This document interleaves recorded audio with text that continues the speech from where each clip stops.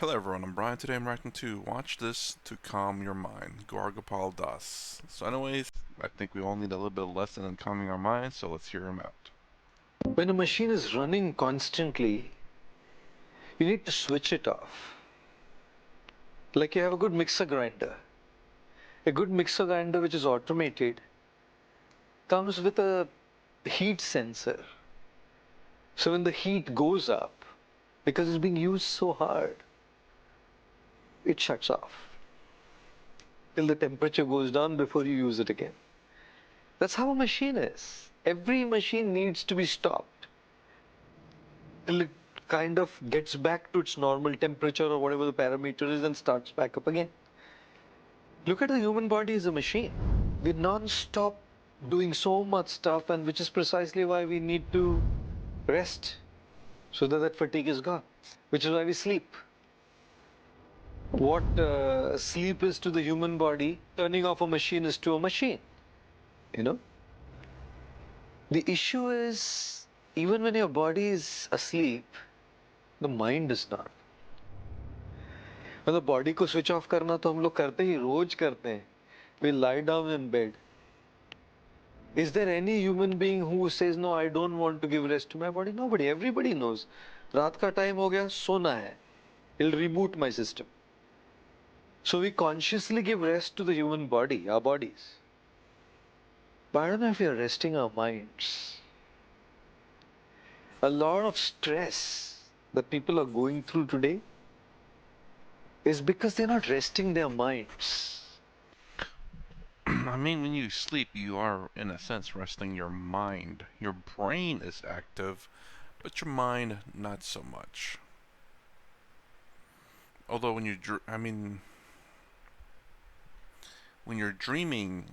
your mind is active. I would say that. Mind you, there's a distinction between the brain and the mind. Sometimes apparently you're supposed to dream like 2 to 3 times every single night, but you don't remember majority of your dreams. That's because your brain is turning short-term memory into long-term memory, and maybe it's recalling a lot of that stuff, and it's activating certain sections in your brain, like your long-term and short-term, and that's my assumption on how you dream. It's because it's just activating certain sections of your brain. But But generally speaking, and especially when you go REM sleep, that's when you go into deep sleep. I assume you rush your minds, but I mean, when you're awake, I would agree with him there, where because your mind is taken in a stress, like he used to talk about. You know? So much stress, so much stress. People are getting heart attacks. Younger people, 20, 22-year-olds are getting heart attacks. Is that the age to get a heart attack? And they're going to the gym, they're working out. They're ripped and, muscular. They follow a very, very good diet. No gluten-free diets. They run a vegan diet, a high-protein diet, low-carb diet, very fitness conscious, and they're getting heart attacks. Is the gym giving them a heart attack? Is the diet giving them a heart attack? This is so stressed, you know. Infertility issues, infertility and importance in men, infertility issues in women are coming from where? It's not always genetic. There's so much stress that is causing this. Lower hormone levels in both genders, imbalanced hormonal levels in both genders. So much stress, you know, premature aging. Look at younger guys, they look older than their age today. Because so much stress, you know, graying of hair, receding hairlines, sometimes it's genetic, most times it's stress related. People are not resting their minds. You rest your bodies, but you're not resting your minds. You sleep with anxiety and you don't even know that that's being projected in your dreams, in your REM state of sleep that's coming up to the mind. Which is why when we are talking of dealing with fatigue, there's a physical fatigue, but I think it's very important that we need to deal with the mental fatigue. Information. Information about how mental fatigue impacts various aspects of health and well-being is broad and lacks specificity, offering neither a precise diagnosis nor a detailed analysis.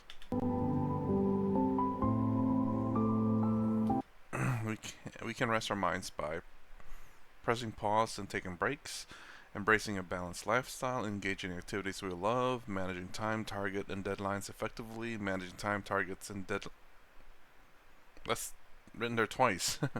Regulating screen time and social media usage, practicing conscious breathing, journaling regularly, incorporating spiritual practice like meditation. I'm wondering if you wrote that there twice by accident or intentionally. Um, the weirdest thing though is that it's just embracing a balanced lifestyle. He was talking about people who have a balanced lifestyle where they're working out, they're being active, fit, also eating a healthy diet, yet they're still getting heart attacks. So, well, that's probably one piece of the puzzle. Embracing a balanced lifestyle, meaning work and fun, probably your foods, engaging in activities we love. People love working out, generally speaking.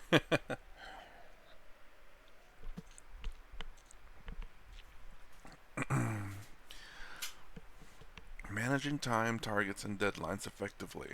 Yeah, that'll definitely help you out because if you're always on time and you're not stressing out about it, then that's one of the major stresses in life is work, managing time. Practice conscious breathing, journaling regularly. Let's see, do I do any of these? Taking breaks a little bit, kind of engaging activities that we love, managing time, targets, and deadline effectively, regulating screen time and social media usage, kind of, and none of those. Outside of those that I just listed, do I embrace balanced lifestyle? I don't know. I don't know what a balanced lifestyle looks like. What's the give me a number and maybe I'll say it's like you should only work 8 hours a day. Well, broke that already. I work 10. You should sleep 8 hours a day. Well, broke that already. I sleep anywhere from 4 to 6 hours. Um,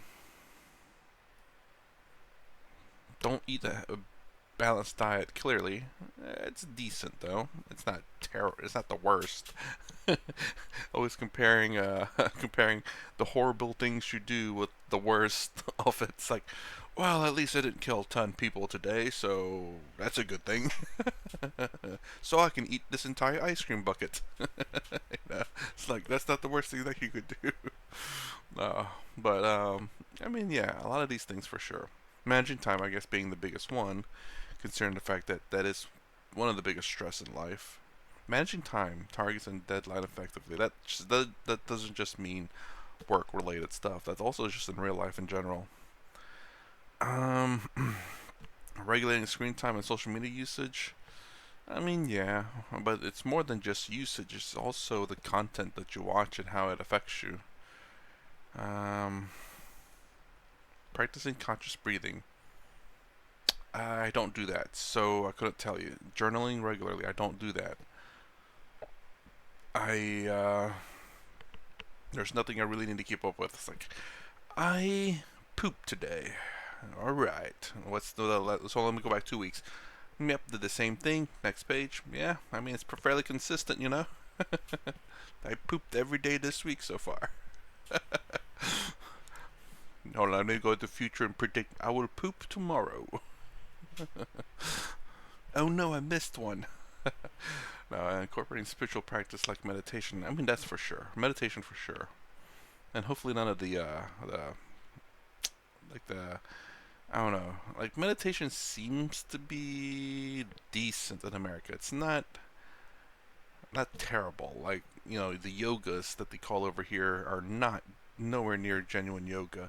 I mean, I think it's kind of meant to be. It does perhaps some legitimate yoga stuff, but it's more like just stretching.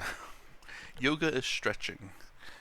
I'm sure there's some genuine yoga schools out there who will teach genuine yoga. Forget what the particular yoga is. I used to remember. It's not Kundalini yoga for sure. It's anyways, I can't remember.